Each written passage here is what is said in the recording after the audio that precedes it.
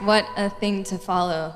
I'm actually trying to hold it together a little bit because a lot of those same stories we experience all the time in our work at the Giving Keys, and similar population, different age group, but we are employing people transitioning out of homelessness in downtown LA. And we experience those same heartbreaking stories of people that make the choice to turn it around and to commit to a job, working on our production team, making inspirational jewelry. And we have amazing stories of people that have gone from being production associates, where prior to coming to work with us in the previous 9 months, were still addicted to crack and were living on the streets. And through our partnership with Chrysalis, they came to arrive at our door and took on a job helping us make inspirational jewelry.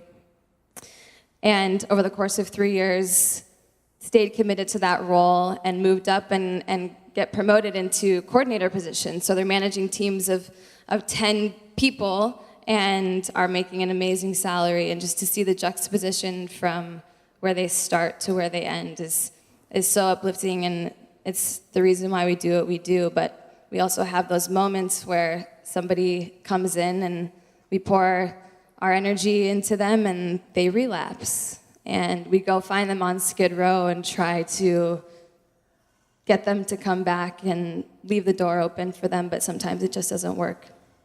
So I really relate to those feelings and those experiences. But tonight I wanted to do something a little bit different. I normally share the Giving Keys story, but I wanted to share a little bit of my personal story coming to the Giving Keys in hopes that maybe at the end of this talk we can connect dots that will be helpful for you walking out and making decisions about what your careers are going to look like.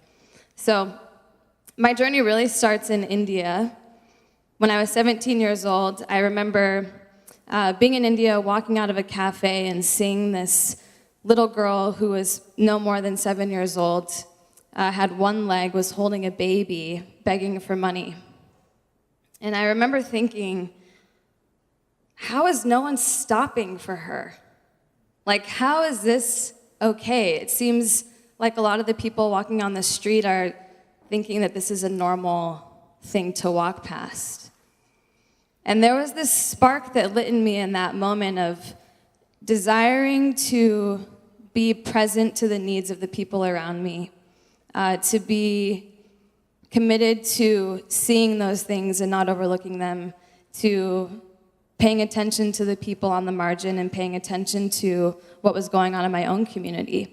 And it was a really interesting thing coming to LA from Detroit, where I'm originally from, and seeing this homelessness issue that is so massive, 47,000 people in the last count. I don't think that the numbers from last year have been published yet, but so many people. And we all probably walk by somebody every day, and that's normal to us. And I had this really interesting moment a few years ago. I was traveling to Bethlehem, working on a project in the West Bank, and the family that I was staying with, I was telling them what I do for my full-time job in LA, and that we are an organization that employs people transitioning out of homelessness. And the dad of the family, of this Palestinian family, he goes, you have an organization that employs, there's enough people to create jobs for that population? That's crazy to me. We don't have homeless people here. It was this shock to my system. I'm like, oh my gosh, we actually think that this is totally normal. Not that we're okay with it, but we're normalized to this idea that there's just a homeless population in the city in which we live. And then it floated me back to this experience in India, where I realized that this was a shock to my system, but the people in that environment, that was normal for them to walk by and see that every day. How many of us would walk past a 6-year-old kid that was begging for money on the street? Probably not. We'd probably try to help, because that's a different situation than an adult. But we make all these justifications for what should be normal and what we should be sensitized to. So that spark in India kind of led me to this journey of knowing I wanted my career to be about some form of impact, being aware of the needs of the people around me, and committing my full-time energy to solving a problem for someone that's getting overlooked or has been marginalized. And my industry of choice was fashion, and I really hadn't seen a model for what like for-profit ethical fashion could look like. This is in 2005, 2006, like before Tom's existed, before this whole kind of social enterprise wave of consumer products had hit the world. And fast forward to me being in fashion school, I go to London to study abroad, I'm sitting on a train on my way to class, and next to me is a magazine that someone had left behind, and I'm bored on the train going to school, so I pick it up and start reading it. And there's a feature, a story of Allie Houston, who's Bono's wife, and the ethical company that they had started, ethical fashion company they had started called Eden. And they were working with artisans and farmers in Africa and really focused on how to create sustainable jobs for those communities. And I remember sitting by myself reading this, bawling, crying on the train, being like, oh my gosh, no one's looking at me. But I was finally catching a vision for what this for-profit sustainable model could look like in the fashion space.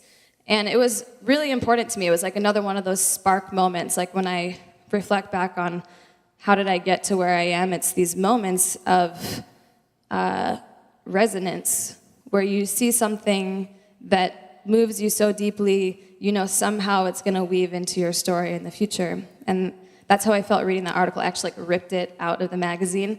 And then kind of like a stalker, I went on Facebook that night and found the CEO of the company and sent him a private message asking for an internship. And he actually was kind enough to write me back, which was really encouraging in my journey.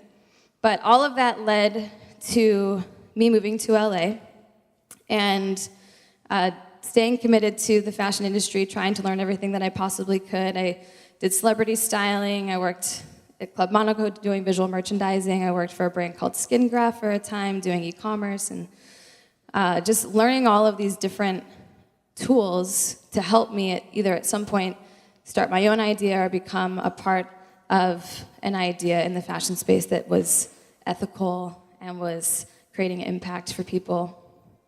So that all leads to a night at a club in Hollywood where all good careers start, right? So I meet Caitlin Crosby, the founder of the Giving Keys, and she had just started out on this Giving Keys journey. The 2-second version of the origin story of the Giving Keys. Caitlin was an actress and musician. She started making keys that had inspirational words stamped on them. She would sell them at her shows, encourage people to wear the word that they needed, embrace that message, and then at some point when they meet someone else that needs that message, they're supposed to take it off and give it away. And it's supposed to be a ripple effect. You're supposed to keep passing it on and passing it on and passing it on. So we connect, we stayed friends. One fateful day, my employer had laid off like half of the staff. My job was somewhat saved, but within an hour or two of finding out that news, I get a text message from Caitlin saying that her production manager had quit and that she needed somebody. And this was the moment, like everything culminated into this opportunity. I felt like this journey of the spark in India and the spark on that train and pursuing this fashion career with the ultimate goal in mind of tying it together with philanthropy. This was that moment. And all that preparation and the wishing and hoping and dreaming of that thing coming into existence had kind of arrived in my life. And I responded to the text saying, hey, I know that you're looking for a production manager and you're asking me for a recommendation, but how about me? Can I recommend myself? And we talked, and literally I started the next week.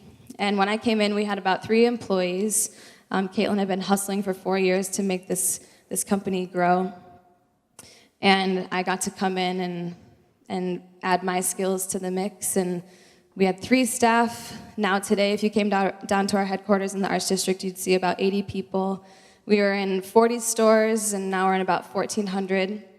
And we've had the ability to create 70 jobs for people in the process of transitioning out of homelessness. So if you're ever in the Arts District, come swing by 836 Traction Avenue. So you can see the mission in action and see what we're doing with this job creation program.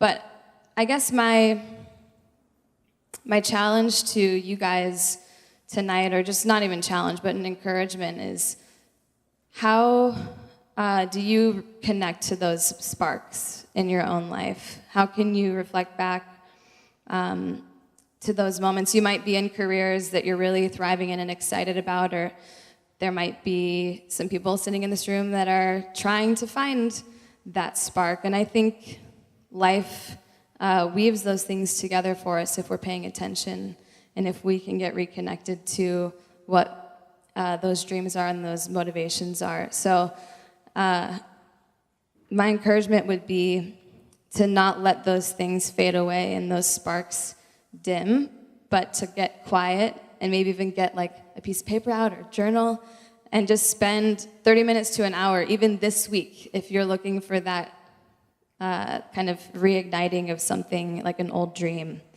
to just get quiet and revisit those moments in your life to remember the power that they have. So, thank you.